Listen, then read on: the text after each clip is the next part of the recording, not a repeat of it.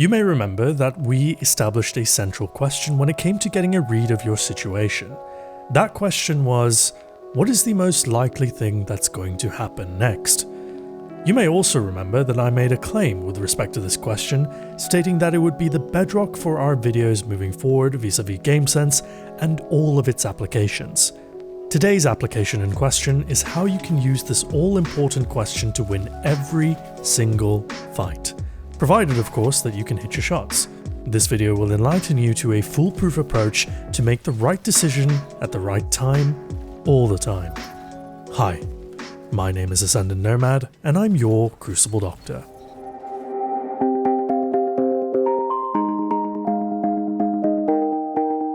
Last time around, we talked about how to take a snapshot of a window in time to help predict the state of the game on a macro level.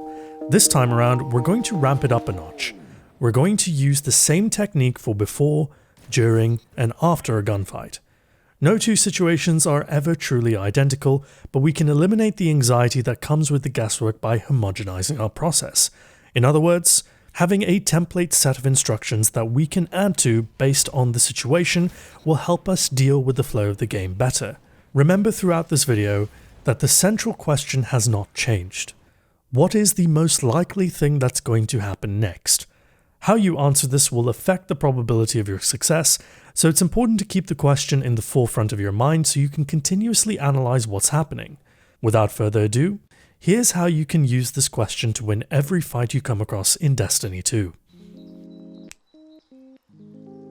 Step 1 of our process begins with analyzing the situation. Let's begin with an easy one. When you've got a prime line of sight on an enemy that hasn't seen you yet. Now 9 times out of 10 you should secure a kill on an unassuming enemy, but that's never really the full story. In our hypothetical situation, taking a snapshot reveals that they're close by teammates on a capture zone, meaning that you've got one engagement window's worth of time to secure the kill. Once you start firing, their buddies are going to notice. You don't even need to ask the question in this situation. You're in the perfect position, so just start firing. But let's say you miss one shot, and another. Now if we ask the question in this situation, the answer would be, shall we say, suboptimal. The extra bullets alerted your teammates to your presence, leaving you with less time to disengage and break away from the hot zone. Snapshots immediately prior to an engagement are vital, because they help you pick up on cues and tells from the opponents. It's a good policy to assume everyone you encounter has taken up a certain position on purpose, even if the reality is far from the truth. If someone's out in the open, assume it's because they've got teammates backing them up. If there's someone in the distance looking towards you, assume they have a sniper rifle with snapshot and or quick draw. Giving your opponents respect is the first step to dominating them, because it precognitively curbs reckless behavior on your part. Be mindful of your loadout as well.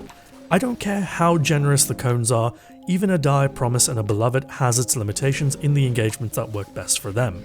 Understanding your loadout and where it works best will have you automatically move to find only the engagements that work best for you.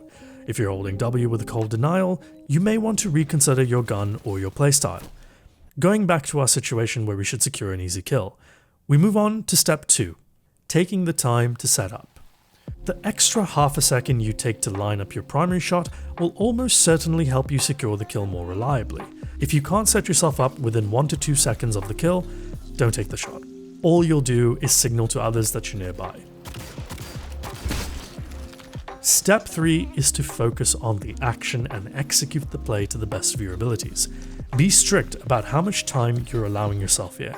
Some engagements are more relaxed than others, but as a general rule, the longer the engagement drags on, the less likely you're going to come away with a kill. In something like Trials, if you're not killing someone in your gun's optimal time to kill, which is usually under a second for meta weapons, that engagement is as good as gone. Step 4 is to complete the action and revert to step 1, where you take stock of your immediate surroundings following the passage of play.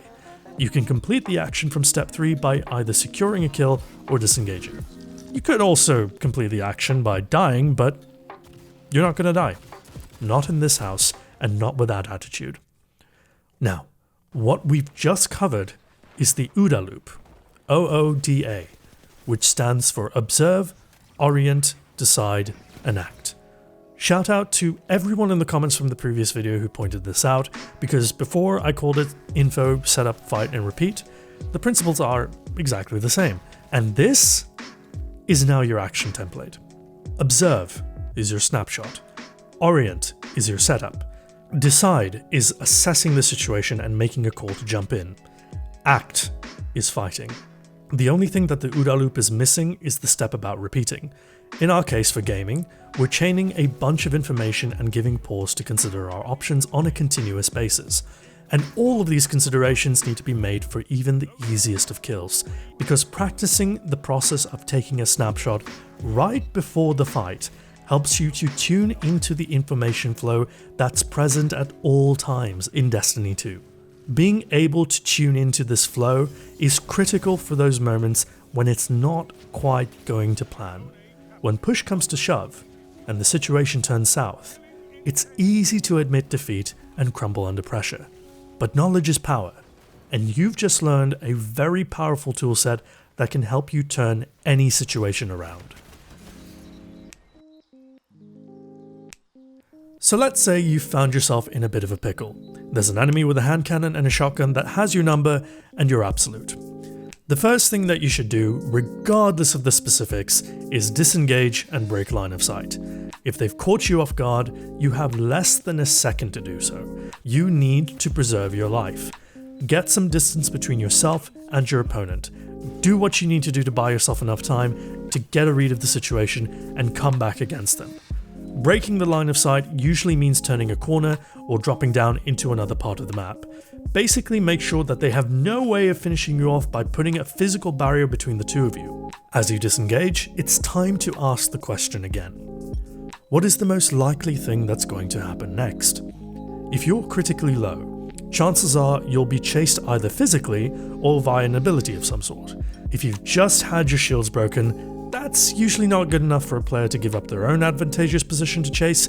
If you're still relatively full health, a good opponent won't give chase at all. In all scenarios, you have a moment to decide what action works best for you. In the critical scenario, after breaking line of sight, you can either choose to continue running or turn around and meet the threat head on, unexpectedly. It helps to have a close range special weapon like a fusion or a shotgun to turn the tide in an instant, should they follow. An SMG might work in a pinch, but it's still more time required over an instantaneous kill, charge time notwithstanding for fusions. Running in this instance will allow you to reset the engagement by recovering your health and breaking lines of sight multiple times if the map allows it. During this time, you'll regain a little bit of health, which leads us to our half health scenario. When you're half, re-peaking is very out of the equation because there's every chance all manner of things can still instantaneously kill you. It's best in this instance to stand your ground and do your best to read the opponent, then choose to fight them again at full health or disengage entirely to reset the fight. Take a second to ask the question again. What is the most likely thing that's going to happen next? Figure out the opponent's actions from their position. You can pick up a tell like sprinting, sliding, or even staying still on the radar. Armed with this knowledge, you can now come back at them on your own terms instead of being a slave to their whims. At near full health, you're basically as you were. How you proceed is up to you, but you're more likely to come out on top in this scenario. From the opponent's point of view, they let the fight go, which means the encounter is reset, and they may be unsettled from not securing the kill earlier. How you secure the kill from any of these three situations is entirely up to you. Let your creativity and wit shine. Use a shotgun, use an ability combo, body shot melee with a sniper, throwing knife them, whatever comes to mind. A kill takes less than a second in this current meta, and there's no shortage of powerful tools at your disposal. In all instances, the key here is to react before the engagement reacts for you.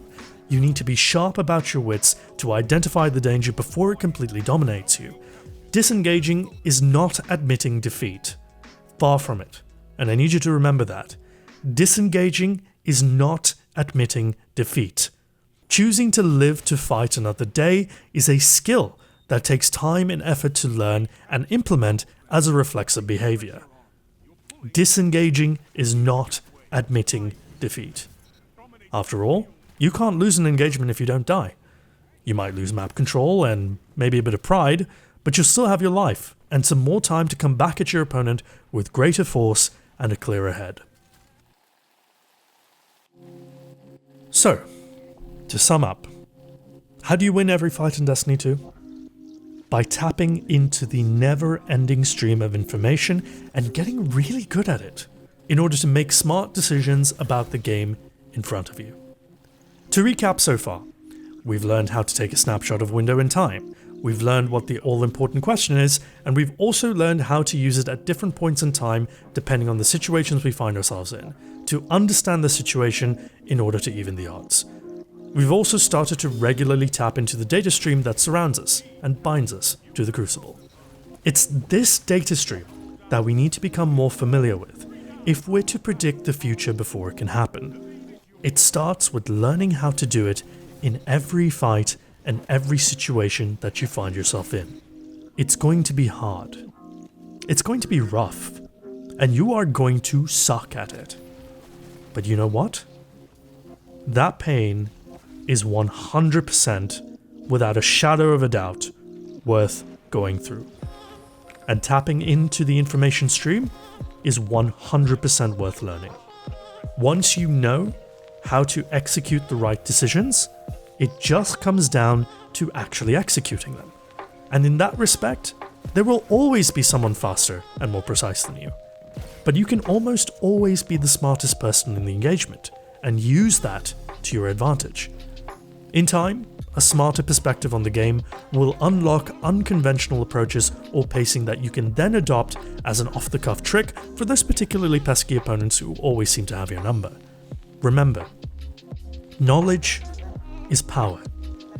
We're only just starting to get you to think about your game, and after this video, you're well on your way to becoming a very scarily smart player. Game Sense 103 will be about predicting the future, so make sure you're subscribed because you really don't want to miss that one. But for now, that's it for this video. Thank you so much for watching. If you like what you saw, you know what to do. I'm Ascendant Nomad, and I'm your Crucible Doctor. And I'll see you in the next one. Cheers.